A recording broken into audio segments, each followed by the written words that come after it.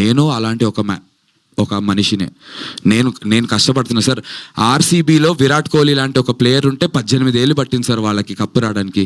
ఒక టాలెంటెడ్ విరాట్ కోహ్లీ, వాళ్ళు ఈసాల కప్పు నమ్మదే అన్నారు సార్. నాకు 18 ఏళ్ళ జర్నీ అయింది సార్. నిజంగా చెప్తున్నా, ఈసాల హిట్ నమ్మదే సార్.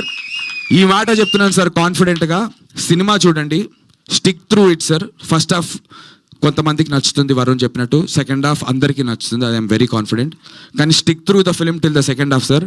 బయటకు వచ్చి నందు, నువ్వు ఆ రోజు ఓవర్గా మాట్లాడే ప్రెస్ ముందంటే ఇదే రామానాయుడు స్టూడియోస్లో ఇదే స్టేజ్ మీద ప్రెస్ మీట్ పెట్టి మీ అందరి దగ్గర క్షమాపణ కోరుకుంటాను సార్. పొగరుగా చెప్పట్లేదు, చాలా హంబుల్గా, చాలా వినయంతో, మర్యాదగా, పూర్తి అవగాహనతో చెప్తున్నాను సార్.